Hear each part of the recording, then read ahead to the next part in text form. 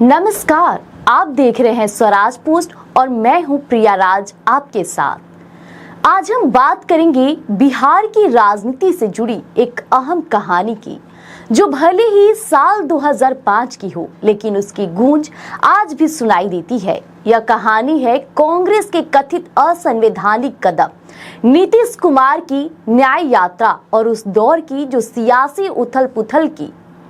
फरवरी 2005 में बिहार विधानसभा चुनाव हुए थे।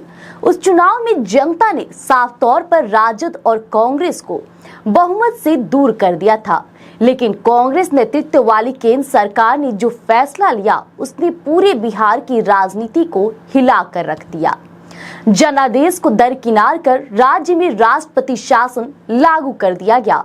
उस समय देश के राष्ट्रपति थे डॉक्टर APJ अब्दुल कलाम साहब। विदेश के दौरे पर रूस में थे और बताया जाता है कि उनसे फैक्स के जरिए आदेश पर हस्ताक्षर कराए गए और बिहार विधानसभा भंग कर दी गई।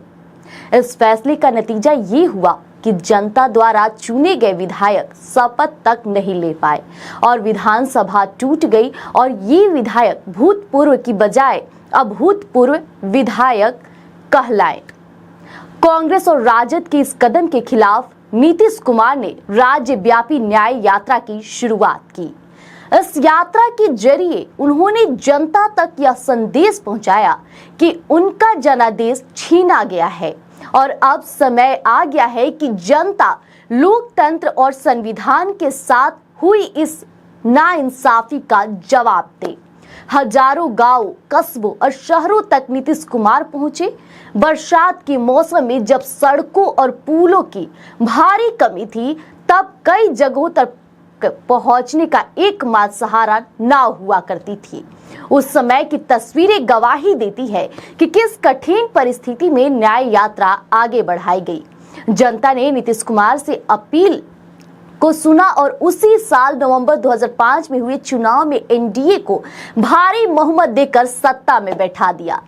इसके बाद बिहार में नीतीश कुमार के नेतृत्व में नई सरकार बनी और एक नए राजनीतिक अध्याय की शुरुआत हुई। बाद में सुप्रीम कोर्ट ने भी कांग्रेस सरकार के उस समय के फैसले को असंवैधानिक करार दिया था और अदालत ने साफ कहा कि राष्ट्रपति शासन लागू करना जनादेश का गला घोटना था। हालांकि तब तक नए चुनाव की प्रक्रिया शुरू हो चुकी थी, इसलिए फरवरी 2005 के जनादेश को बहाल नहीं किया गया। आज लगभग 20 साल बाद उस दौर की यादें एक बार फिर से ताजा की जा रही है। जी हाँ, तस्वीरें भले पुरानी हो, लेकिन संदेश वही है। जनादेश के खिलाफ कोई कदम कभी भी अस्थायी नहीं हो सकता। अब संजय कुमार झा जैसे नेता इस यात्रा को याद करते हुए बताते हैं कि कैसे उन दिनों गांवों तक पहुंचने का सहारा केवल नाव हुआ करता था, लेकिन आज नीतीश कुमार की सरकार ने सड़क और पुल पुलियों के निर्माण से यह स्थिति बदल दी है। अब वही गांव सड़क मार्ग से साल भर जुड़े रहते हैं, लेकिन सवाल है कि जो लोग आज संविधान की किताब लेकर घूम रहे हैं, क्या वे उस समय के फैसले पर बिहार की जनता से माफी मांगेंगे?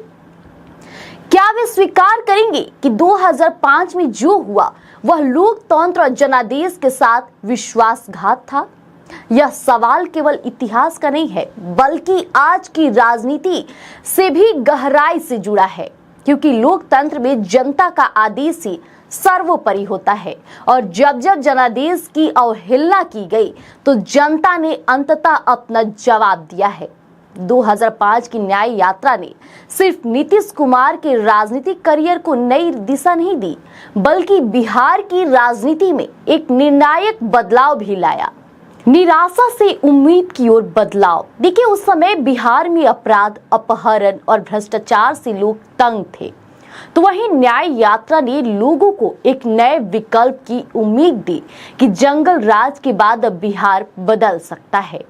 नीतीश कुमार की छवि बनी सुशासन बाबू, जी हां, इस यात्रा में नीतीश कुमार ने सीधा जनता से संवाद किया था और लोगों के बीच उनकी छवि एक साफ सुथरी और ईमानदार नेता की तरह बन गई थी।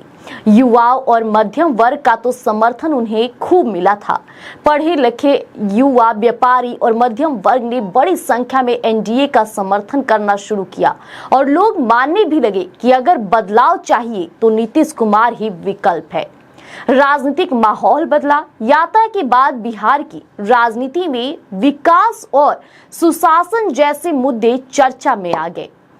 पहले जहां देखा गया कि जातीय समीकरण ही चुनावी राजनीति में हावी थे, तो वहीं इस यात्रा के बाद गवर्नेंस भी एजेंडा बना और चुनाव नतीजों में असर दिखा। अक्टूबर-नवंबर 2005 के चुनाव में जनता ने बड़ा समर्थन दिया और परिणाम स्वरूप जदयू बीजेपी गठबंधन ने बहुमत पाया और नीतीश कुमार 24 नवंबर 2005 को सीएम बन गए।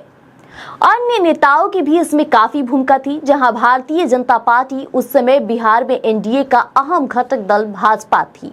सुशील कुमार मोदी, गिरिराज सिंह, रामविलास पासवान तब एनडीए से बाहर चले गए थे। जैसे नेता अलग अलग हिस्सों में सहयोग करते थे, तो वहीं भाजपा ने पूरे जोर से प्रचार किया कि नीतीश कुमार ही मुख्यमंत्री पद का चेहरा है और जदयू के नेता शरद यादव, तब जदयू के राष्ट्रीय अध्यक्ष, ने दिल्ली से लेकर बिहार तक इस यात्रा को मजबूत समर्थन दिया था।